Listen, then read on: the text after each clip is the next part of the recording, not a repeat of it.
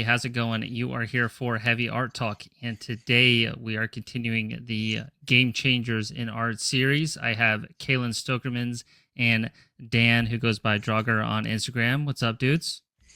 How's it going, Ian? What up? What up? Going good. Thanks for carving out some time. Definitely excited. And these kind of conversations have been definitely something I've been looking forward to lately. So I think you guys will find something valuable from it. And at the very least, it's just good to talk with like fellow illustrators in the scene. Yeah, for sure. Just to kind of kick things off, I'm curious like what you guys have been listening to, and then we'll start. Each person's going to have 5 different pieces of advice, and it'll just be an open-ended conversation from there. But just to kind of keep things chill to start, Dan, what have you been listening to lately? I've been checking out the new Caustic Wound record. Good. It is insane. I love how it sounds. I love the names of the songs.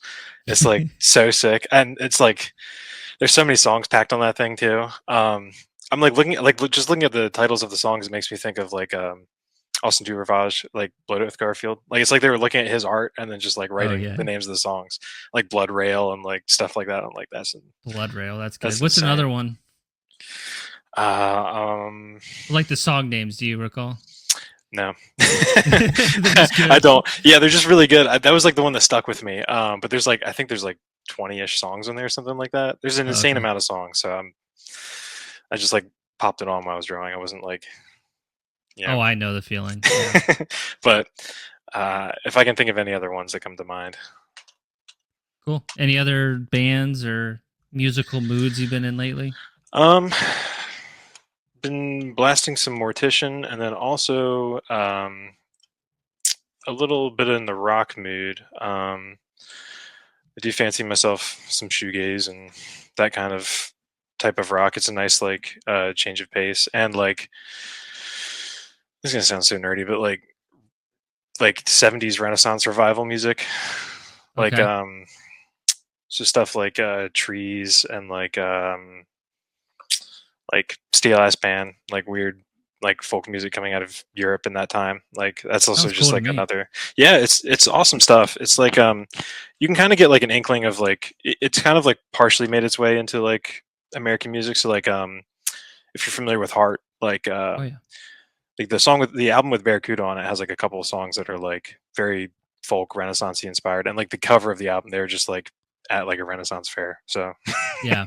it's like just find like doing a deep dive on like the influence of that type of music too has been really fun. So yeah, mostly just typical death and grind, and then mixing in that type of stuff in the middle. Yeah. You got to change it up. That's really cool, man. What about you, Yeah. Kaylin? I've actually been listening to a lot of stuff outside of metal. The new Bonnie Bear album, it's been one I've been listening to a lot. In terms of like metal, I've been listening to a lot of like Yellow Eyes. Have you ever heard of that band? Yeah, They're good. the craziest sounds. Love it. It's like that movie Legend with what's his name? I don't know. I totally forgot the You're talking about cast. the '80s movie with Yeah, the '80s movie. like Tom Yeah, Cruise is in it, right? yeah, Tom Cruise. Yeah, I was thinking Tommy Lee for some reason. I'm like, it's not. Guns N' It's not Roses. Yeah, good. But yeah, no, Yellow Eyes. A lot of. I gotta pull my. I also just put on music and I just zone out a lot of the time. But the new Blood Incantation album is incredible. Oh, yeah. It's been on repeat. And then Full of Hell put out the new single that I've been. So that's kind of got me back into them. Nice. For that. Yeah, I like what they're doing Yeah. with this new stuff. It's cool. Yeah, I like the cover too. It's like way different than anything you've seen from them before, but still kind of in their theme. So Yeah, I really like the like whole fantasy theme that they're leaning in with like the names and stuff and all that is super sick. I just saw they did a like shirt collaboration with Fantasy Initiative that's like super cool.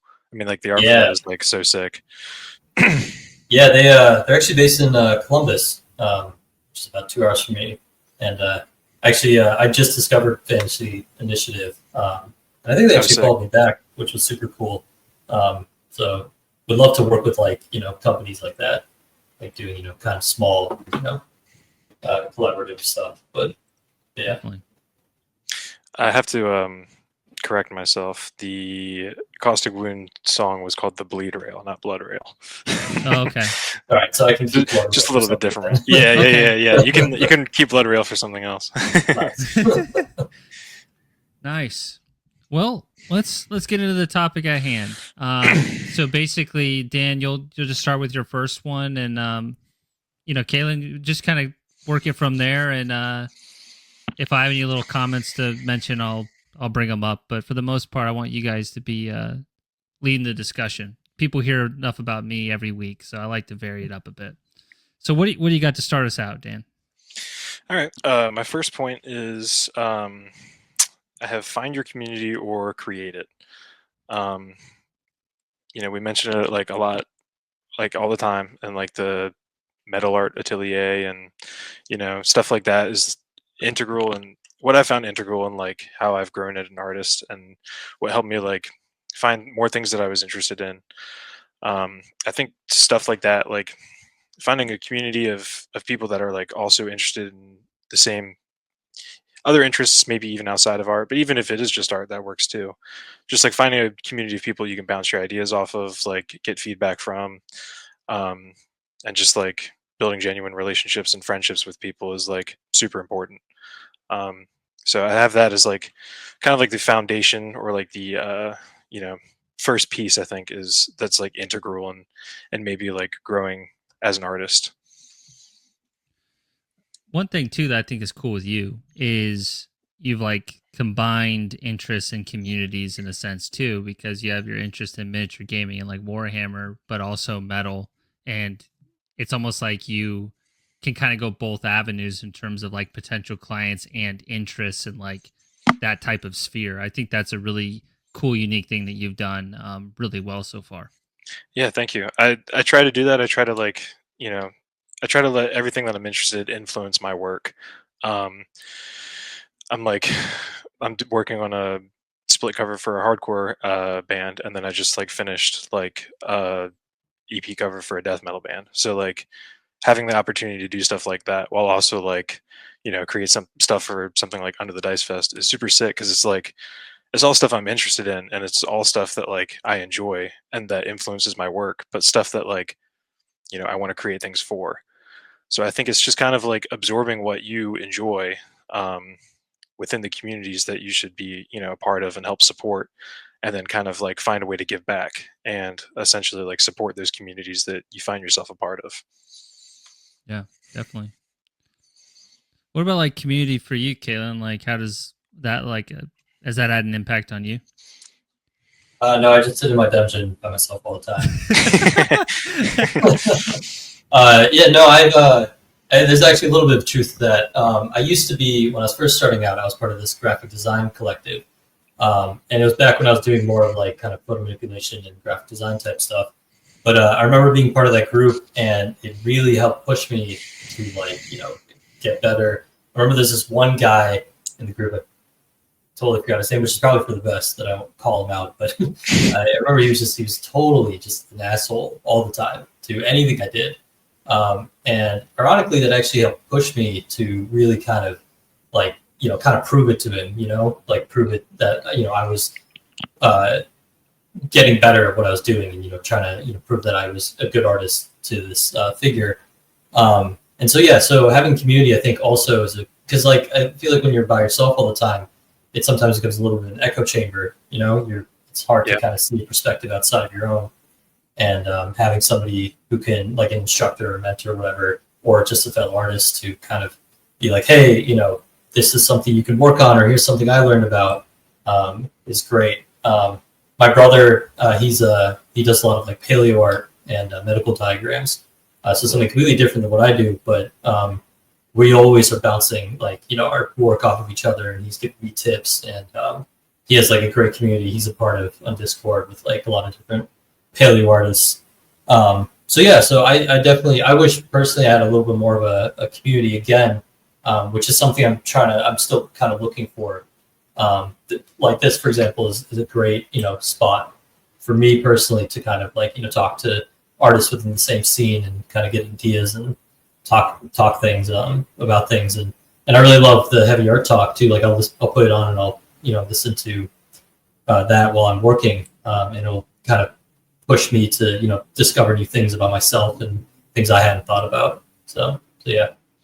Yeah, I mean, like I've learned so much from Heavy Art Talk just in general, like just popping it on and listening. I mean, like just going, I guess adding that to like the community aspect of things, like even if it's an artist that like I'm not necessarily looking at for influence, just like hearing people talk about processes in general is just like pretty game changing as an artist. Like even if you're not going to pull everything or like use it, just like hearing how people process through things, how they like, what the creative process is like, even just seeing how stuff is sketched out is like super important because like you mentioned, Caelan, like I feel like if you are not like branching out and reaching out and talking to other people, you are just kind of in your own echo chamber, and like that can be like have a negative effect on your work as opposed to just like I guess experimenting or just listening to feedback from other people, even if it's not within like your interests.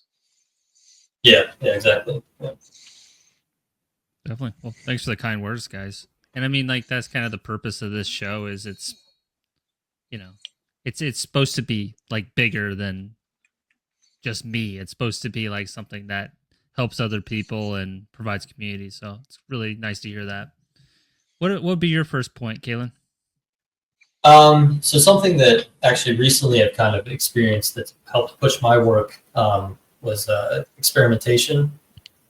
So I recently was like, I've been doing a lot of like illustrative work, and I was kind of feeling a little bit stagnated with it. And I started just looking at like different illustrators, and I came across this one profile. I totally forgot what it is, but I'll send later. Okay. And the artist does this thing where they do like etching style, but it's like they carve out with like I think it's like some sort of like sharp utensil or whatever out of like black. So they'll like block in a whole black sort of area. There's like a bunch of technical terms that I totally don't remember. But yeah, and then he'll like etch out the white lines of that out of it. And I was like, style. Yeah, scratchboard style. Yeah, exactly. And I was like, cool, let me try that digitally. And I did, and it really helped me get better, lighting and form and contrast between the different foregrounds and backgrounds and stuff. Would this be like an example? Yeah, that's perfect. Yeah, this is actually just released for the Acacia Strain. Thank you. Castlevania inspired. And as you can see, so I did that scratchboard style technique and mixed it with my sort of traditional, like, kind of pen and ink digitally done work. And it came together really well. Like, for example, on the, like, Dracula's, like, cloak and stuff, that's scratchboard. Then his face is, like, sort of like pen and ink, black onto white. And for me, it was a really, like, kind of profound moment because I felt a little bit discouraged and wasn't really felt like I was pushing my work and figuring this out really was like, wow, cool, and now this is all I want to do. I just want to keep pushing this. So yeah, experimentation is my first point for sure. It's a sick piece, man. Really well done. And like I guess one point just from like the art perspective, I love how you have like the whites on the blacks like compositionally. Like something that a lot of really, really good like comic book artists do is like that, where they know how to they like intentionally map out the composition so that it has those high contrast points. And like it just makes a really appealing design, man. So a lot of good decisions compositionally on this one. Thank you. Yeah, I'm very excited about it. I like the little dragon in the bottom right. Thank you. Oh yeah, nice touch. Yeah. Yeah, I borrowed from a bunch of different like classic Castlevania like video game covers, and so I brought different like elements of each one and kind of put them all together. So I think that was from one of the earlier games. So hell yeah, dude, love it. What about you in terms of experimentation, Daniel? Like, have you like tried different things recently, like even in the last year that's been helpful? Yeah, that actually kind of goes into my second point, which is like trying new things. I know this rich coming from the guy that just draws like armor and demons all the time and like Warhammer-esque stuff, but like I'm trying new stuff all the time, or like trying to, and like I think that's an important process, part of the process of like learning and growing as an artist. Um, Similar to Kalen, I actually just tried doing like something with a different brush. Like I love airbrush art and like old like airbrushy type art stuff. So like I recently tried a background where I did the whole background is like essentially with digitally with an airbrush, and tried like different airbrush settings and stuff, and I was really happy with how it turned out, and now it's something I'm probably going to like try and do in all my pieces, because that's something I always struggled with. I was actually talking to Ditch Witch Corey about it, and we were like talking about like backgrounds and things, and I was like, yeah, I should just like try something new instead of forcing myself to like be within the constraints. Like I have free will. I can try, I can try something else. I don't have to use this one brush, you know? So I really like try to examine stuff like that, and like backgrounds that I liked, and like, especially airbrush. And then, yeah, I was like really happy with how it turned out. I'm super excited about it. I can't share it yet, but I'm like super stoked on how it looks. So yeah, I mean, experimentation and trying new things is like super important. Like, even though your comfort zone is your comfort zone, like, I mean, trying something new is like part of the fun process of being an artist, like self-discovery, you know. Absolutely. Airbrush is perfect too, because like it has like that distance and not a ton of detail in a lot of cases, so you can really like lay out like just like big mass shapes, and you don't have to worry about getting too finicky with it, which is perfect for a background. Yeah, It's a smart way of doing it. I've like tried mixing the brushes that I was using like together with it. So I used the airbrush to do this big setting, and it's like these clouds, and then I have like these enormous like titans coming through like the clouds, and I was like trying to figure out how I could like add another element to this, where like the one song I was using to reference it, there's like this machining, and it's like the sample in the beginning is like this machinery type sound. It's like these echoes of like these like sounds like war machines, you know. So it's like, oh, I gotta like, how can I like recreate this? And essentially it's like these titans emerging through like this fog, like this like these clouds, and the airbrush was like perfect for that, because it's like you can add this haze over like the highly rendered stuff, blend that with like some more detailed lighting, and then it looks, you know, like you're looking at this thing emerging from the distance. And that was like, well, now I gotta use airbrush all the time for backgrounds. Oh yeah. So No, man, I'm glad that like that's helped you out, dude, because like all those little developments over time, I mean, they just make you a stronger artist. Absolutely. Like you're widening your tool belt, and you're preventing hitting a wall in the future by thinking that way.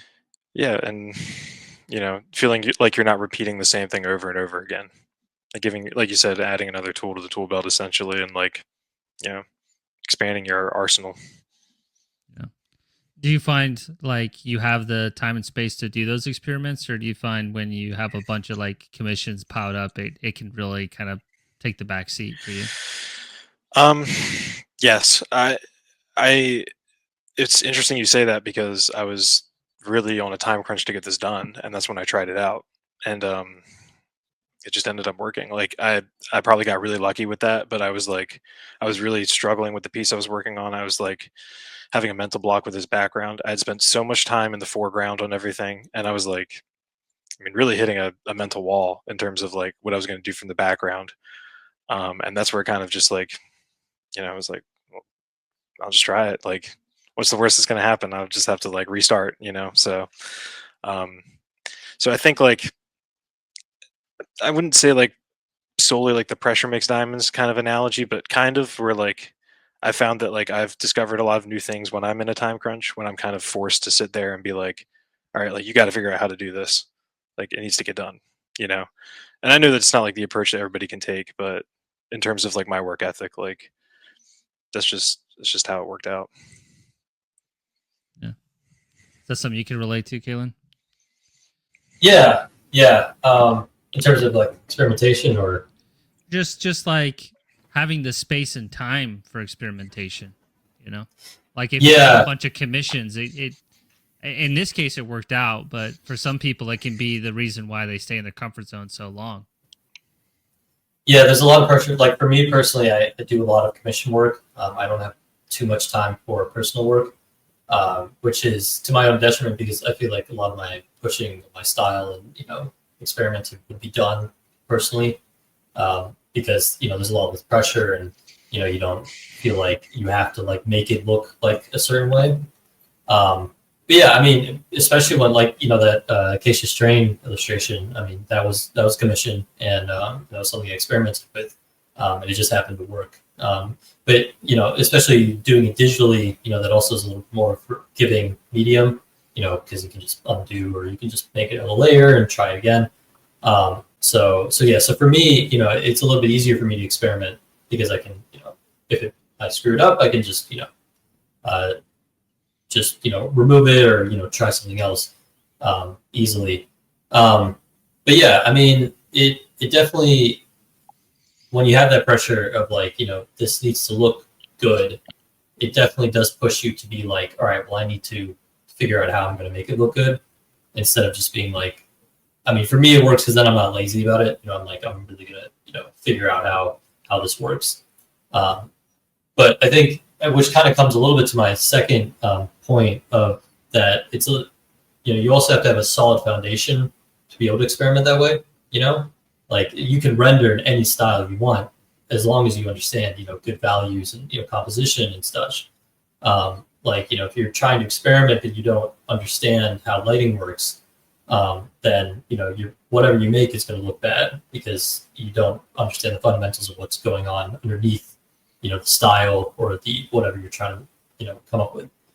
Granted, you are experimenting too when you're learning how to do composition values, but there's more set rules for that. Right. Yeah. So I suggest if an artist is you feel stagnant or you want to try something new, just make sure that I would go back to the fundamentals, freshen up on that, then go and push a new style or a new technique with those fundamentals, because otherwise you're just gonna make a bigger mess. And also understanding the medium that you're using to experiment with. If it's airbrush, understand. I mean, I don't know if you did this, Dan, but learning about where airbrushing came from, or learning what the traditional techniques to get that effect were. For me, I scratchboard. I went back and looked the history of scratchboard and the history of engraving, and did a lot of studies of Gustave Doré, and stuff like that, so that when I did put it down, I wasn't just coming up with shit. I was had a general idea of how it was going to go. So. Yeah, absolutely. Yeah, I mean, in my case, when I was experimenting, even though it's digitally, it's following the traditional process is still the foundation of what you are doing. You're, so it's even though things are digital, I went and I just looked up stuff about airbrushing, different airbrush artists. I watched a couple tutorials online of people airbrushing in real life, just because I wanted to see okay, how should I approach this? Definitely. And airbrush digitally is probably a lot more fun too, man, because working with the machine and all that. Oh my god. Yeah. I rarely use it, mostly because I just don't really enjoy all the setup and the cleanup and it getting jammed, and it's a whole thing. But when you're actually applying it, it is pretty fun. But that's such a small percentage of the time that you're actually using it, because everything else is just getting everything ready. But that's my rant on airbrush. I have to do a rant on airbrush every 3 months, so I was due for one. What's your number 2, Caelan? So it's a little bit going off what I just said, but it's practice and discipline. If you want to pull up those drawing head studies from the Atelier School. Sure. So these are studies I've been doing. I've been part of the Watts Atelier school, online school. I've been doing that for about 3 months now, and I'm about granted I have to fit it in between my regular work, so I'm only able to do about 2 to 3 hours a day. But these are the Riley rhythms that I've been working on for the past month or so, and so I've been doing these every day for about 2 hours, 3 hours, and hundreds of these, and sitting down and they're, I mean, they look simple, but they're really a pain in the ass to figure out. because it's like it's a lot of proportions and like essentially breaking down a face into like a more abstract form and like trying to figure out, like I remember the like 3/4 view. I must have done that one, I think, the most out of all of them, because it was like the features were just very difficult to get accurately down. I think I was making the top forehead proportion too large, and the middle part was too small, and then it was like so. And especially going back a little bit to the community part, when you're by yourself and learning this online and don't really have, like, they have instructors that will give you critique and stuff, but it's a little bit different than having somebody come in and show you what you're doing. You have to really be disciplined and not get discouraged when things are not going correctly. And a big part of it is drawing every day and like being disciplined enough to sit down and draw and practicing and obviously doing it the right way. You want to make sure that you're not learning the wrong things. But yeah, that's my main thing, is just if you want to get good at something, the biggest thing is just practice and discipline. I think one of the teachers at the Edler School was like, he's an athlete, and some of the intro videos he goes and talks about how his when he was his experience being an athlete in like college and stuff, he brought into Lear and into his own work, because to be a good at sports, it's constant practice, it's constant discipline, shooting hoops or running or whatever it is. And it's the same thing with art, even though you're not a physical thing, it's a mental thing that you have to constantly work at. And I noticed even that, like, I would take the weekend off or whatever to do my own thing and try not to think about art or whatever, and I'll come back on Monday and try to get back into it, and it would take a couple like at least a day or two before I'd be back to where I was like the previous Friday. So if you want to get good at anything, you gotta work at it. So That's really cool, man. And like I've done Watts Atelier course as well, like with gouache. I did like a whole study based off this photo that they took in like their studio, and there were other people in the class as well. And man, I learned a ton from it, and it was very humbling too. Because I had it's Jeffrey Watts, right? That's the guy who owns it. Is it yeah. I really like how he teaches. I like his perspective on like art. I really resonate with it. But he was one teaching, and just like each stroke, I like would compare his to mine. I'm like, why is that one better than mine? And it just taught me a ton, just like watching it, like even dissecting it down to that level. And he's so like comforting as well, in the sense that it's like, it's okay if you're not where you want to be, like that kind of like philosophy I just found really refreshing. So that's really cool, man. It's a humbling experience what you're going through right now, I can imagine. It is. Yeah, one of my favorite parts of the sorry. Oh no, I was just gonna say, like, and it's like, it's always humbling, you know what I mean? Like those spurts of like intense like study and discipline, because you probably aren't gonna do it like forever in terms of this kind of like rigorous academic like look. I'm just spitballing here, but those periods of it are gonna make huge gains. You know what I mean? Yeah, exactly. Yeah. One of my favorite parts of the course starting out was literally just you sharpening the pencil. Like, you get a charcoal pencil, and you have to sit there. You gotta carve the pencil out, and you gotta carve it in a specific way. Yeah, that it doesn't like break the tip off. Oh my god, I broke so many tips off those pencils that I was like, I was so done with this thing. I'm like, I haven't even started yet, and I'm already like sick of this thing. But like, it was the same, discipline, sitting every day, learning how to carve it, learning how to get the perfect edge, and it was honestly kind of meditative too. And especially I think nowadays where everything is so quick and instantaneous, AI art and AI graphic, and all that stuff, that kind of getting back to the traditional sense kind of helps you slow down and realize that how much you have to put into something to get something out of it. So Yeah, it'll make you appreciate everything that the AI art models are trained on. Exactly. You know what I mean? Yeah. The actual shit. Yeah. Yeah. I kind of started talking too much. So, like, what's your take on what Caelan just said, Daniel? I mean, I totally agree. I have like a very, very blue collar approach to like trying to learn about art and grow in art. And I think like practicing every single day, drawing every single day, trying to have like a disciplined approach to everything is like integral in growing as an artist. And like you'll see results that way.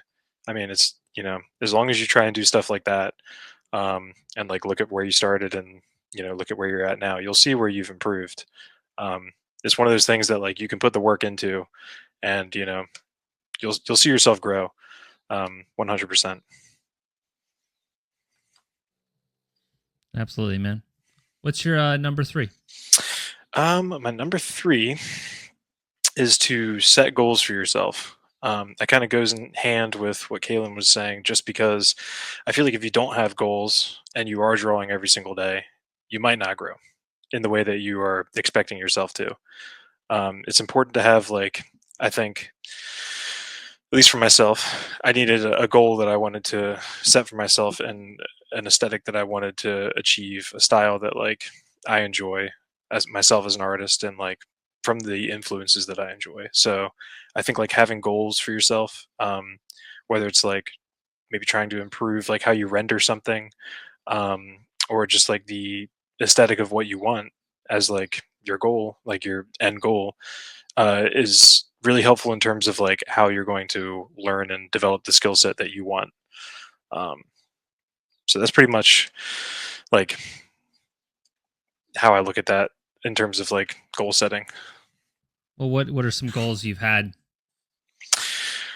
I mean, for like a while, I wasn't like when I was first like getting back into making art, I was just kind of like making stuff, and it wasn't necessarily for me. I was just like trying to cater to, I think, what I thought other people wanted, and that was a mistake. Um, so it could kind of be its own point on its own, but I'll just keep it in like the area of like, you know, setting goals for yourself. But I like just started making art for myself, and I was like, you know, like I shouldn't worry about like the art that people may perceive it to be, or like me trying to like create like cater to some aesthetic that I think people will enjoy. It's like I should just like make what I like. Like, and this sounds complicated or not complicated, but like I think as an artist, everybody can probably relate to that at some point. It's like just make what you enjoy, and then like that also helps in terms of your growth. So Definitely, man. I can totally relate. I still think about that every once in a while. Is like what I want to draw versus what I think my audience want me to draw, and I try to marry the two. Like, 'cause I'm trying to think about both, you know. But I can yeah, relate. and there's always like the especially if you're doing a job for somebody, you know, there's always like the give and take, the push and pull, like the meet in the middle ground per se. But that doesn't mean that you don't have to like not create something that you don't enjoy. Like try to focus towards that, you know, try to create something that at the end you're really proud of and that you would enjoy yourself. And I think you can produce a lot of your best work that way. Yeah. You ever been through that kind of thing too, Kaylin? Like just creating work that you think other people like instead of trying to find your own voice, or like what you would rather do? Yeah, actually, that was kind of my third point. Oh, he stole it. Yeah. You're right. I had Caelan's points ahead of time. And Yeah, right. Reading off my list. Well, Yeah. like I actually, I'm all coming with this shit off my head, so you're clearly reading my mind. It's true. But yeah, no, I definitely, I had quite a few points, crises of like, you know, like why I was doing this, you know, where I, you know, because initially being a graphic designer, as opposed to like an artist and illustrator and stuff, you are pandering to different styles, you know, and especially when you start out, you know, like you're experimenting a lot, you know, you're coming up with different, you know, things you like, and you don't, especially for me, I'm like ADD, so like I have like, you know, I like everything, you know, all these different things. So it was a lot of like having either points in which I felt like I wasn't being recognized for my own voice, or I was, creating things like you said, pandering to what other people wanted me to create. And then I was like, I felt like an AI generator. I felt like we were just putting prompts into me, and I was just crapping out work. And I think actually, I don't want to keep up bringing AI because I know we all hate having to think about that all the time. But I think especially with AI, software coming out, it's very important to have a unique, style that's unique to your own, and not have to feel like you're just creating work because people are telling you that this is what they want, which is hard to do because, if you work with clients, you are essentially using, making things for them using their ideas. But yeah, I mean, I think personally, I've really found kind of my voice and style past, year or so, and something that I really want to keep pushing.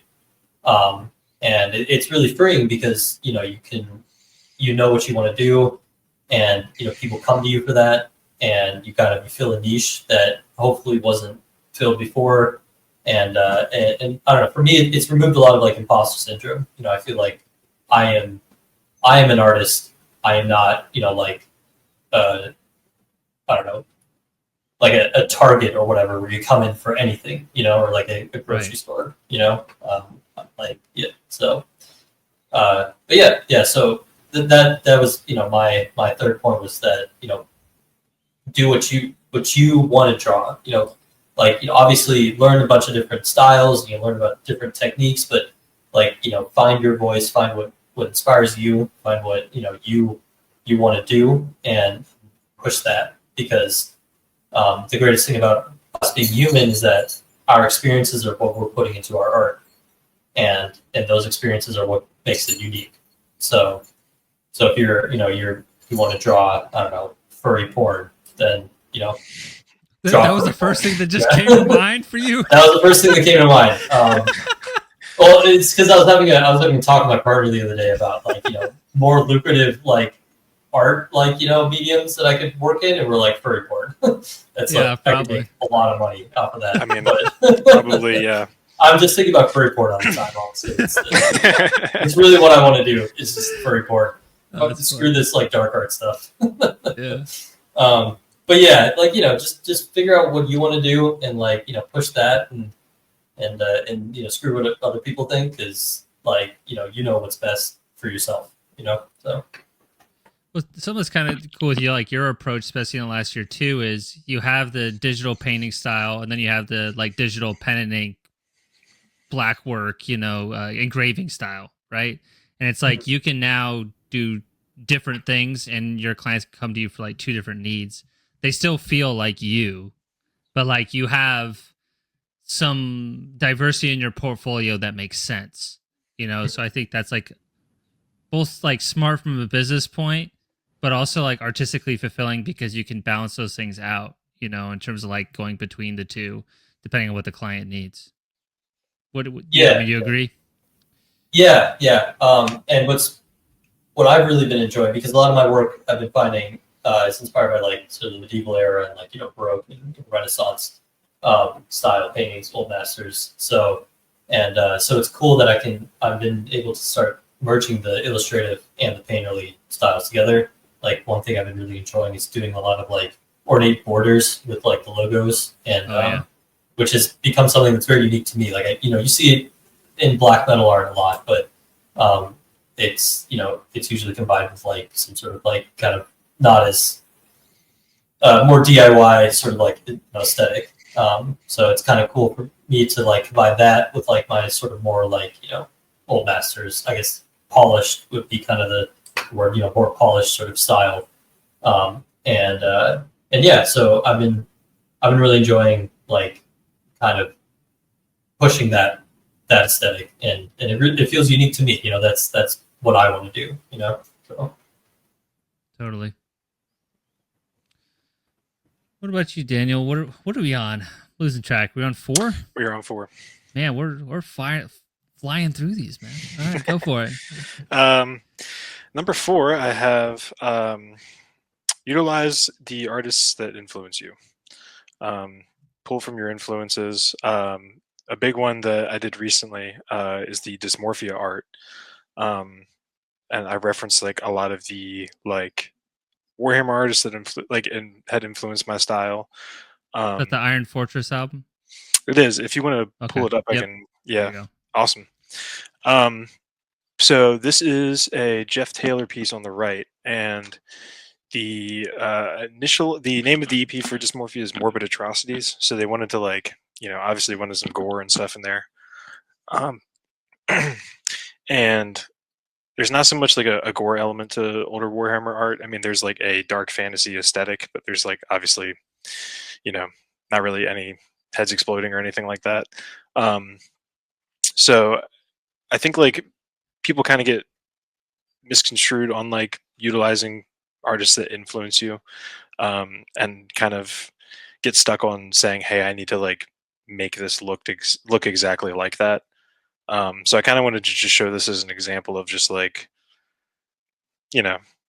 utilizing like trying to combine my own style and cater to like what the band wants, as opposed to just like, you don't need to like try and copy the artist Yeah, that you you're not like. trying to be Jeff Taylor. No, like you don't need to like do that in order to like incorporate the influences, or like, your favorite artists into like your type of work. Yeah, and again, so it's kind of like a combination of like another Jeff Taylor piece. I was like, I really want to like find a way to combine this and make this like some kind of like uh, weird, like how can I make the name like Morbid Atrocities like into this? So obviously it's like just, you know heads on pikes and a pile of skulls in the background. So but yeah, it's pretty much like just the goal behind that. The like you don't need to try and like don't like put the pressure on yourself to look exactly like the artist that you enjoy. Like don't try to like, you don't need to like copy everything. Like just try and like, what elements of that art do you enjoy? Like is it the colors? Is it like how things are styled? Just try and combine those things into your own unique style. Definitely. And that's cool, like seeing them side by side as well. And by the way, killer album cover, man. Thank you. I know it's gotten a lot of attention from people, and rightly so, because it's just a knockout piece. Bright, vibrant colors. Definitely you, like just bold looking. So really Appreciate it. stoked for you, brother. Thank you. Thank you. It was a lot of fun doing that. Shout out to Iron Fortress and Dysmorphia. Awesome to do work for them. And like again, it's just like in terms of challenging yourself, like I've never tried like anything like that before. I've never tried drawing a horse. I've never tried doing like really anything like from a perspective of like that, where like the blades kind of coming into like the soldier in the foreground. So like again, like challenging yourself can come up anywhere. It doesn't, you know obviously like you want to do it in a place that feels safe, and maybe do it when you have some free time, but like challenging yourself and trying something new, even if it's for a job for somebody, like you mentioned Caelan for Acacia Strain, like you just tried something new, like don't be afraid of that, because you might create something that you like more than the other work you've created. So it can come at any time. Absolutely. What's your number 4, Kaylin? Mine is a little bit about inspiration, but it's to also take breaks and to sort of consume like media and inspiration from places that are outside of what you typically are into. For example, like I'll take weekends off, or just I'll hang out with my partner, or I'll just play video games or whatever. And also and just collect things, like collect things that inspire you, and collect things outside of things that inspire you. It kind of goes a little back to my last point, my last couple of points about when you reach into things that are outside of the things that you're typically into, you kind of find new things that you can incorporate into your work that you might not have expected before. And so that that allows for experimentation, allows for like discovering new techniques, and I just personally, I have gone through burnout, a few times, and especially because I do this full time, so I'm constantly in the world of heavy metal, and dark art and all that stuff. So it's good to if you're like me, have that to start bringing in influences from other places. Like for me, I started listening to a lot of indie music and a little more pop music, just so it was like a little bit of palate cleanser, so that I wasn't constantly listening to metal, and then metal just kind of starts sounding the same. So yeah, I know for like beginning artists, you see like an artist that you really like, and you're like, okay, kind of go off what Daniel's saying, where like you want to make something like that, but picking and choosing things that you like is good, so you're not just you're not just like a carbon copy of another artist's work. So yeah, and that's hard, especially when you're first starting out. It is good to if you find an artist you like, start doing master studies of them, or sort of like figuring out how they do their thing. But also discover the different things. Don't just fixate on that one artist. So yeah, Absolutely, man. Absolutely. Just random, just because I'm curious. Like, so what are some of the things that you collect? Magic the Other. That's the main thing you collect. Lots of Magic You the have Other. like old books too, right? Don't you have like an old book that has like some Dora illustrations and stuff? Yeah. No, I collect a lot of stuff. But yeah, I collect old rare books. I have a 1890s copy of Paradise Lost with huge plate illustrations, biggest dog door. I can actually go grab that real quick if you want. It's right over here. Sick! Yeah, That'd be awesome. hopefully it doesn't fall apart when you hold it up. I know, right? 1890. I've started collecting old sci-fi books from like the 70s. Like I've seen that. I've seen like the cool pulp covers and stuff. God, I'm a suck for that shit, dude. That stuff is awesome. And it's crazy how quick they were pumping out that art. Like they were pumping, like they were making so much art like that, and then it's just all so good. Like it's all amazing. I know. It's crazy. I'm infatuated with it. So awesome. Here, let's see it, Caelan. I'll blow you up. Yeah. So here's Give me a second. I'm not the smoothest. There we go. Wow. So yeah, 1890s copy of Paradise Lost. I got it at Half Price Books, but it's got the like huge plate illustrations and stop door. I think this one has the one. I think it's from this one, but a couple ones that like Compers used for their covers and stuff. But yeah, this is probably one of the coolest things I own. I'm always like looking at it like this to like try to emulate like like stop doors like penmanship and all that stuff. But yeah, yeah. So I collect stuff like this. There's a lot of like good used bookstores around Cleveland, and so it's great for like finding like I have a lot of like occult like books and a lot of like pulp fiction books and stuff like that. Magic. I collect a lot of. I collect a lot of like figures. Like I have like a lot of Dark Souls like figurines and stuff. Like furry porn like figurines. Yes, that I keep in my closet though. So that's in a special vault. Yeah. Yeah. Honestly, the secret is all of my artwork is gonna come together when I die. It's gonna be just one big furry porn. Like one of those pixelated like things. Yeah, it's a secret project I'm working on. Yeah, it's my magnum opus. But yeah, so it's cool. I mean, a lot of this stuff is like within the realm of things that I draw and paint, enjoy. But like it's pulling from different places. So like I pull a lot from my reference books. I collect a lot of vinyl as well. So like, and also just spending time and playing video games or whatever, and doing things that are not just art and be creative, so you kind of get a little bit of a break. So you gotta like fill the well back up. You have to be inspired by something. So exactly. Yeah. I think it's easy to get kind of caught up when you're making stuff, and then you feel burnt out, and you're like, I wonder why. It's like you haven't been doing the activities or looking at the things that inspire you. So I think that's like really important.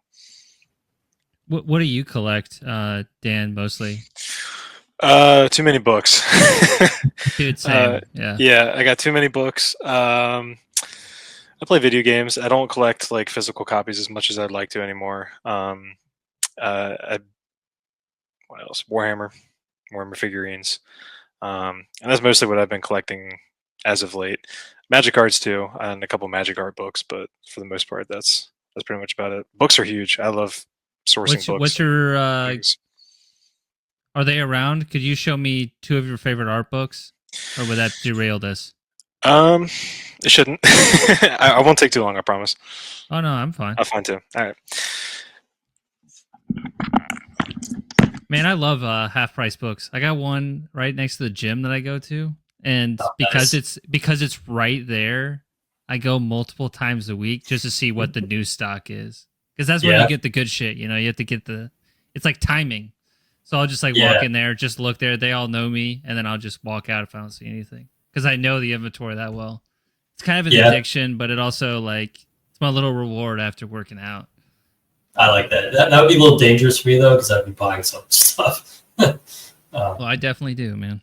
Especially because I've picked up the whole sci-fi book collection thing. That's like a new edition. Nice. Yeah, I think is the Magic the Gathering. They printed like a bunch of like paperback books like forever ago. So you used to find there's a lot of half price books, but now they're actually pretty expensive collectible. And so I have like a huge series of like Magic the Gathering. So it's all illustrations. They're actually like the stories. Oh, okay. Like the lore of it, and so, but they're like the book covers are like beautiful and stuff. So, but all right, what you got, Dan? All right, I have too many to choose from. I do collect like traditional artist books too. Like I have a Doria book, and I don't know how you say his name. Bosch, is it Bosch? Bosch, yeah. Bosch, okay. Bosch. Like I love traditional art, but like my art speaks for itself, I think, and I usually pull from like just straight Warhammer. So like one of my favorite Warhammer books I have, or just art books in general, is like The Art of 40K. You can see my sticky notes. And that's an expensive book now. That's like a $200 book. Yeah, I bought it five-ish years ago when I was looking around. I actually got. I'm going to be getting the Realms of Chaos book soon. Shout out to Michael from Iron Litany. I do a bunch of work for him, and we're working on a trade. So I'm getting the Realms of Chaos book, which has the first Realms of Chaos is the better one in my opinion. I have both of them. I like the first one because that's mostly Ian Miller stuff. Yes, it has a lot of really good Ian Miller illustrations. Also, just some of the sigil art in there is insane. The second one, you can't really go wrong with it, but like you said, it's just got like some really good Ian Miller stuff. But this one just has like sorry. This one just has like it has a really good mix of stuff. Yeah, just John Blanche sketches. You got John Blanche, David Gallagher, Adrian Smith. So it's just like it's not like a whole lot of the old Hammer stuff. There's some old Hammer things in there, so like 80s, 90s. But this one is more of like the late 90s, early 2000s stuff, where there's just like kind of a little bit more of a realistic side to some of the artwork. Nice. So like old Hammer stuff tends to be more cartoonish. Like I know you mentioned, like we were talking about Realms of Chaos. Like that tends to have more cartoonish and exaggerated characters, which is in its own right is like, a super cool aspect about Warhammer. But then like also seeing some of the more realistic illustrations, like Carl Kopinski's stuff, and kind of like Adrian Smith's. I know we talked about it last time, Lee, but Adrian Smith's later stuff is just like there's more of like a realistic element to it, which again is cool in its own right. And then I have, it's not like just one book per se, but I just have like a weird official like card encyclopedia of Magic the Gathering, and it's just like a bunch of the old like card art from like the first couple editions. So I reference this a lot too, just because like you're talking about like sourcing like magic art earlier, Caelan. It's just because with magic, that's cool. you just get such like a variety of like of different things. Like because there's like different art associated with like what the cards do. So then you have like you'll get beautiful scenic backgrounds and stuff for the lands, but then you'll also just get like some crazy action stuff for like kill spells or stuff. So it's Yeah. like that's insane. Like just that. But then like something like that will be totally different than I don't know, like the Glaciers piece. That's sick. I actually have a binder filled with like old. Oh, I can pull it out. All right. Yeah. I figured this would go to show and to tell mode real quick. Yeah, you got two big book people in here, so Sounds like 3. Yeah, I actually Yeah, have a lot Caelan. of those like original. now you have to show some of your favorite art books, Lee. All right, fine, but I got to leave the command station here. So here, Caelan, All right. you're coming up. You got to hold the fort for at least a minute. I gotta figure out other positions. But yeah, I got a lot of the old. Actually, a lot of the cards you're showing from the original set. During the pandemic, I was like, there's like a Goodwill site called shop.goodwill.com, and you could buy like. So Goodwill doesn't put magic or any like anything that's actually worth money in their stores. They put it on this website, and it's like a bid type auction thing, like eBay. So during the pandemic, when I had a bunch of like extra money lying around, I would just bid on these like collections, and it would be like a lot of bulk and stuff. But sometimes you find some like really cool stuff. So I got a lot of like old cards out of it. Nothing crazy, but I love looking at the artwork. Like this is like I believe revised edition. Like artwork. Yeah, so it's like a lot of the really cool kind of like old, very like D&D inspired stuff. But yeah, I actually have a beta set card. Oh no way! Yeah, which is super cool. It's not like anything crazy, but yeah. Yeah, I just love how how characterized and stylized the old art was. Like it was just like I know we were talking about it earlier, but it's just like it's so interesting how much style there is to it all, and how like you can tell the artists apart. Like like you look at one art from the other, you can tell the difference between who was making it. So yeah, actually, that Oricon that I was talking about earlier, I met this one artist who had apparently been asked by Magic when Magic was first starting out to do illustrations for the original cards, and he turned it down because he was like working on another project at the time. And Magic, Wizards wasn't that big at the time. Yeah, it's like kicking myself now because he was like could illustrate the original Black Lotuses and Power 9 cards, and now he's Christopher Rush got that gig. yeah. All right, I got a few, and they kind of cater to like different inspirations from me. Okay, let's see here. All right.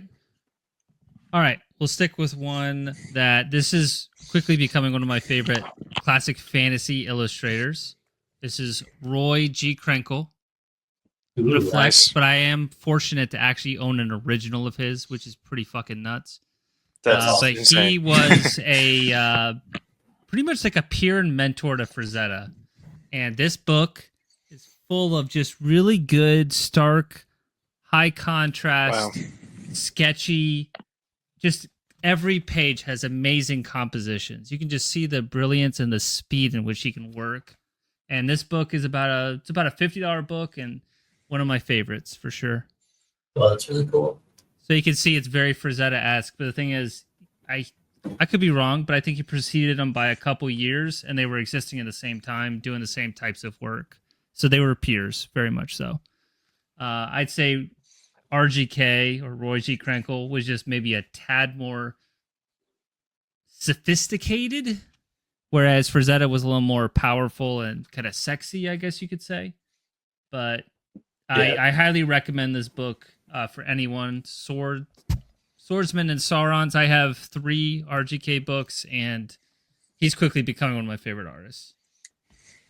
All right. Another big source of inspiration for me is Tattoo Flash, and a lot of the stuff that's even coming out now where it's like reinterpretations of traditional like American stuff or Japanese I really like. This is a book I just recently picked up. It's a European book. called Stay Trippy. So anything psychedelic and tattoo related, I'm a sucker for. I love psychedelic art, 70s psychedelic art. I could have grabbed one of those books. But this is it's a really solid collection of just creativity. You got each page, you got a different cool. artist, and you just see their take on different themes and ideas. And I just think being able to come up with like just catchy, iconic designs, I'm like addicted to it. So each page, I'm just kind of like surprised in what I see. So I don't know. I like this kind of stuff a lot. Yeah, it's awesome. That's cool. This is kind of an expensive book, but it's huge. You can see how thick it is. So there's a ton of flash. Oh man. So it's a whole undertaking. But I'm glad I own that. And then here, this is the first art book that I had technically, and I still love it, and I love the illustrations. But the original Pokemon Player's Guide Oh, that's sick. that has, Love that. and this is a reprint, but it's a pretty high quality reprint. But I remember being a kid and obsessing over these pages. Oh yeah. These are just so nostalgic for me. I remember just looking at each illustration and just loving the charm of the watercolors and just, I don't know, man. I mean, I still look at these and like, I love this Pikachu design. Oh yeah, little- yeah. Chucky Pikachu. Yeah. Yeah. Like that's my shit, And like fucking Nidoking. Look at that guy, man.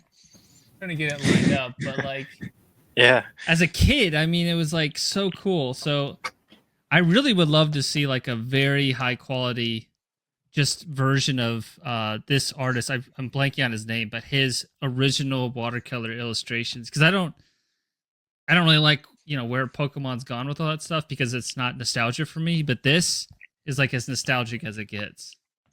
So I don't know if you guys have that same connection to it, but Oh yeah, I love Pokemon. Yeah, Yeah. I remember having like this would have been like early 2000s, so not quite like the original Pokemon art, but it was like kind of in that Gold, same vein silver where it stuff's was, good. yeah, it was still stylized. And I had this Pokédex that was like, thick. It was like this big, but like it was really small. And I don't have it anymore. It fell apart. But like looking through it, I was always like looking at like the monsters and stuff. And it's like the old stylized Pokemon is really good. Like there's a lot of really good stuff in there. Yeah. So, Yeah, I've been rewatching Yu-Gi-Oh recently, like all the Nice. original, just like while I'm eating lunch or whatever.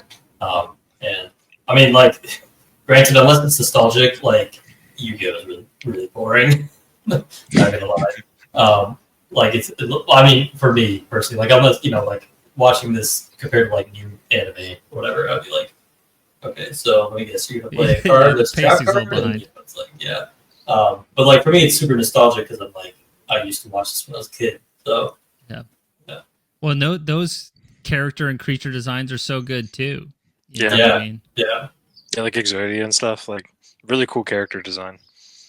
Yeah, yeah, like so this is kind of my parallel. Like folks who are just a little bit older than us, like even like 5 or 6 years old, they were like really into like the Image comics, like Todd McFarlane and that kind of look. And I loved that too, but it like preceded me just barely. And then I got into the Japanese stuff, like a lot of people around our age.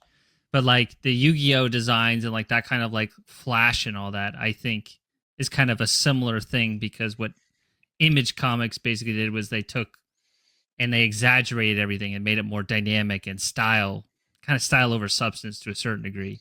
But I don't know. It's just cool thinking back about that time, yeah. Yeah, absolutely. That's like where all my original inspiration came from. It's like Yeah. stuff like Yu-Gi-Oh and things like that. So Well, sweet. So we have what 1 point each left. I think so. All right. Well, it was cool doing the show and tell. Yeah. All right, Dan, what you got? My last point is don't give up. Don't stop. Don't be discouraged because it's like tough to get through. I mean, like there's times when you're trying to make stuff and it's really difficult and it's like really hard and you like feel like the worst person on earth, but like that shouldn't discourage you from trying new things, like continuing to like set goals for yourself and grow as an artist. Because again, like it's part of your self-discovery as an artist, and like it's just part of the journey. So I think some people feel like, or like will look, I know I did when I was like first starting with art, look at like compare myself to other artists and be like, I could never get there, like I could never get to that point. But you put in the work, you try and learn, you don't discourage yourself, like you'll get there and you'll have your own style, your own, so that's my last point. I think it's just like it's super important to remember, because every artist gets in the same boat. Every artist has been there at some point. So I think that's important to remember. It's not like just you who's experiencing those kind of things. Totally. Yeah, it's a marathon, man. Absolutely. Absolutely is. We did have some other images, just like while we're kind of talking holistically. Oh, yeah. You wouldn't make me build this PowerPoint slide for nothing, right, Dan? Sorry, my train of thought is everywhere, so I almost forgot that I brought these on.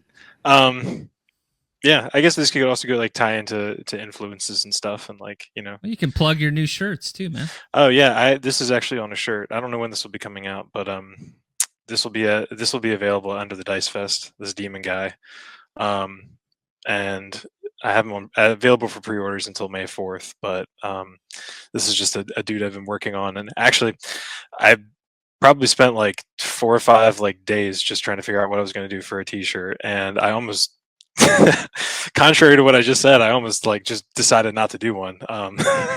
Hey, you pushed through, man. I did. I was like, trying to figure out what I was going to do, and I did one design, thought I could do better, and ultimately ended up like, again, like kind of what Caelan was saying, and mentioning earlier about influences. Like your influences can come from anywhere, and I just remember I was looking through like old minis, and I saw this guy, and I was like, that'd be cool to try and like do an illustration or like something that captures a similar vibe to him, and just kind of go maybe a little more crazy with it. So yeah. And then yeah, also in terms of like doing studies, this was a study I did of Julia Keller, just something I did on my free time, and I was like, I'm just gonna try and like recreate this in my own way, and then basically just like sketch the figure out and change some things here and there. And I was like, I don't remember exactly what I was trying to work on here. I think I just wanted to draw a dragon, and I just remember seeing this. I have it over here somewhere, a fantasy art book. But yeah, there's a section with Julia Keller in there. He did also another really cool illustration with, I believe it's Michael fighting a dragon. Some OG Catholic imagery in there. And yeah, I was like, just wanted to like try something new, try and work on my figure and do something a little bit different, as opposed to posting the same old stuff. I was like looking at my feed, and I was like, maybe I should try something like different here. And yeah, it was just an activity that I did when I had a little free time. Sick. I think that's all the images that you had there. Yep. What's your number 5, Caelan? My number 5 is to keep tabs on your progress, and to constantly look back and see how far you've come from before. Actually, this will tie into the last couple of slides I had. So if you want to pull up that gray first image. This one? Yeah, this one. So this was my first digital painting. When I first got Wacom like tablet, and as you can see, it's pretty horrible. It was like at least horrible compared to my work nowadays. But it was just some landscape piece or whatever. You can see the perspective is weird. Like the lighting is a bit odd. It's got a lot of like issues. It was a lot of me just kind of messing around with texture brushes that I had downloaded onto Photoshop, and I keep this piece because it's a testament to the time when my first sort of stepping into digital painting and painting in general, and then the one after that. So this is a painting for Gamma Sector. This was around I believe 2018, 2017 was when I did this painting. I learned more about painting, but I started to mix in a lot of what I learned with photo manipulation to create like matte painting style work. So it was like, using photo textures on top of like, painting and painting that all in, like a lot of like video game designers do. But for me, that period, it was a little bit of a crutch. I didn't really learn like how to create textures with just brushes. I didn't really learn. I was, using a lot of like kind of crutches of like, digital techniques. They're totally fine. I know a lot of artists use these techniques and create incredible pieces of work. But for me personally, wasn't learning enough about the fundamentals to be able to use these effectively. This piece is still one of my favorites, and it's a solid piece in itself, I think, and it stands to kind of that period of time. But looking back at this now, I'd have been like, there's so many things I would have done differently. So many things I've learned since then about like tangent points and perspective, and from like atmospheric perspective and all that stuff. But yeah, so, and then the next one after that, this is a painting from around 2020, 2021, where I was fully using, doing painting, but I was learning using the round brush, just a round brush to kind of like learn how to create, layers and, build up layers but it was creating this kind of, I was also very noodly with it. So I hadn't really differentiated what like large shapes were, blending, shapes together and not getting super hyperfixated on like, details. And also was still struggling a little bit on creating unique textures. I felt like a lot of what I was creating in that period was kind of felt a little bit flat. And, didn't really differentiate. Like, for example, the fabric of the robe is kind of a similar texture to what the face is. And I remember actually, I think this painting was for like an Australia band. I think they commissioned me for this and they ended up not even using it. I think they ended up going with a different artist, but which is fine. I mean, but nowadays, once again, I would look back at this and be like, there's so many things that I've done differently about this and processes differently. And then the next one. So this is a fairly recent painting. I did this last year. It's for a band called Pale Horse, released through Heroes and Martyrs. And this is one of my favorite pieces I've done in a long time. It represents a big shift in my work style and a lot of things I've learned through the Atelier courses and just my own studies and stuff. I got a lot better at painting faces. I did a course, Marco Bucci's course on faces, which really helped me. With that, I started using better reference. I started using myself for a lot of references so I can get accurate lighting. Got better shape design. Even this painting, looking back at this compared to my current work, which I can't release or show yet because it hasn't been released, but I still see a lot of things I would now do differently, a lot of things I've learned since then. So as you can see from the first time I picked up a tablet and first started learning painting till now, I've improved leaps and bounds, and that's a period of about 8 years. And I'm still learning. I'm still touching up on the fundamentals, still learning fundamentals. Still unlearning bad habits. Still working and constantly trying to improve.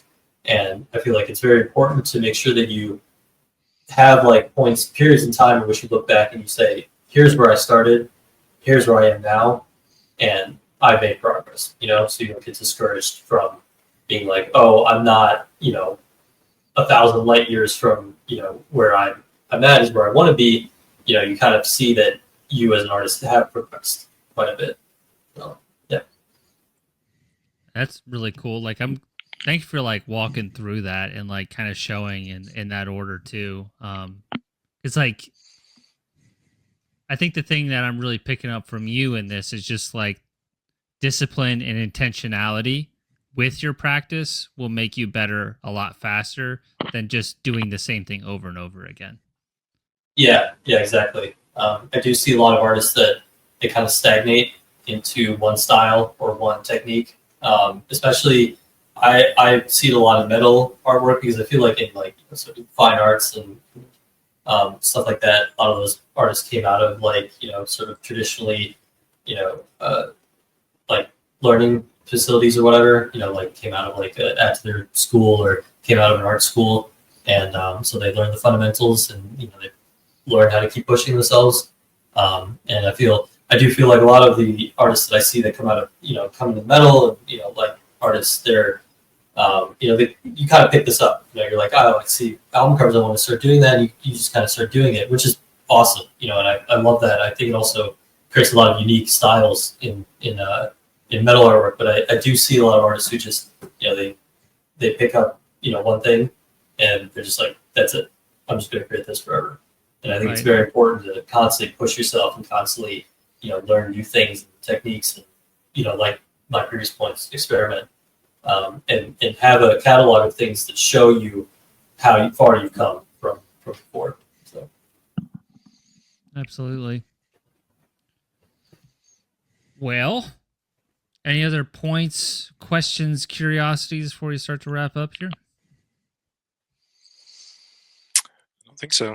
Just echo what Caelan said about that last bit, especially. Like, I leave all my old artwork up on my feed. Like you can see from where I started and what I was making I think, it's important that people do that. I think some people are embarrassed, but for people that are learning and especially trying to get into making metal art or just make art in general, like I think it's important to leave your journey up, whether you may be unhappy with where you started or not, or how it looks. It's important to like provide that to people who haven't started yet and let them see like where the progress is made, where you start making something.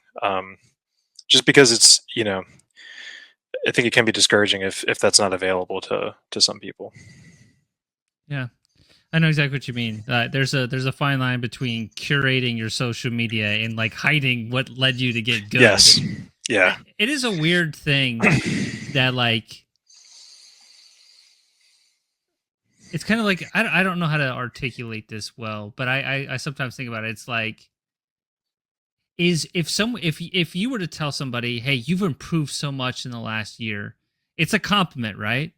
But there's like just a little bit there. I was like, oh, so last year did I suck? You know what I mean? So it's like that same kind of mentality of like, or are you trying to like hide where you came from? Because I have the same thing. You can see art from 2017 from me, and it's nothing like what I have now. So I'm with you on that. Keep it up. It helps other people. Like, you might inspire somebody and not even realize it. Exactly. By having it out there. Yeah, exactly. Because you won't know unless they tell you. So. Yeah, I like to look at it. It's like it's kind of like almost like looking at old family photos or something. It's like like, oh, this was who I was at that point in time. But that's not who I am now. But that person that I was then, that was just who I was. It's not any worse or better than I am. I mean, obviously, hopefully, it's better than who you are now, or worse than who you are now. But your logic. Yeah, you see what I'm saying? Yeah, it's like you look at old family photos and you're like, that's who I was then, but I am a different person now, and what I've learned in my experiences now have created something new. So it's just a visual representation of your journey, essentially. Exactly. Yeah, because that's just what art is. It's just our experiences and our expressions of ourselves. Put into visual form. So yeah, and yeah, it does help. Inspire people. I mean, like one of my most famous, most well-known pieces of work is the Immortal, Lorna Shore cover. And if I did that now, I'd be like, I would do this completely differently. And there's a lot of things in that piece that I'm like, this is not done correctly, or there's this part I could have done better. But I try not to look at it that way. I'm like, that this is just what I was doing at the time, and this was the best of my abilities at the time. And it's kind of become something iconic in itself. So yeah, and it's still a really strong piece too. You got to know when to get out of your own head too. I was talking to my wife earlier, and I was like, I'm really in my head about this piece and how it's going to be received. She's like, who cares? Like, it's really good, and just move on. Move on to the next piece. Yeah. So much, I think that's like important advice is like, especially like an illustrator. It's like, put stuff out there, but you got to move on to the next one and the next one. Like that's really all that matters. Yeah. Yep. Yeah. I was talking a long time ago with Dan from Enterprise, back when he was in Enterprise Earth, and his sage words of advice that I still think about today is that you just gotta slap some shit on the wall and hope it sticks. So that's kind of something that I try to think about when I'm getting really stuck on a piece, is that just throw some shit at the wall. Hope it sticks. If it doesn't, it doesn't. But try not to get too worked up about it, because most of the time, I mean, people who are consuming our art, they're not like hyper analyzing our work. No, they're not. That's another important reminder too. Yeah. That's a very important reminder. We're kind of small in the grand scheme of things, so try not to get too serious about it. Yeah. All right, guys. Well, for anybody watching, first of all, thank you for your time and attention. Please follow Caelan and Daniel on Instagram. Daniel, the pre-order might be over by the time that this goes up, but if you have any merchandise or things available, they'll be in your store. Caelan, do you have anything that you could offer the public in terms of things to buy or support you? I have a Patreon. Anyone wants to subscribe to that? I have like papers and stuff you can get, and like behind the scenes, work in progress things. And I do have quite a few prints on my store that are still available. But to be honest, please don't order them for me until like end of June, because I'm moving and they're probably not getting your print until like a couple months from now. So if you want to buy a print, that'd be great. So well, sweet. Well, by the time this comes out, it'll be closer to that. But yeah, duly noted. All right, and then if anyone's interested in, if you're an artist and you're interested in a place to discuss art and get support from other people, there is a Discord channel that Daniel's in, I'm in, but it's open to artists who are cool and chill and are just trying to be supportive and positive. It's called the Metal Art Atelier. It is related to the channel. My friend Skylar Skull and Sword Art runs it. He does a really good job.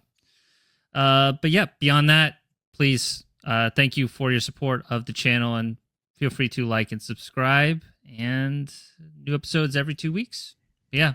Thank you, everybody.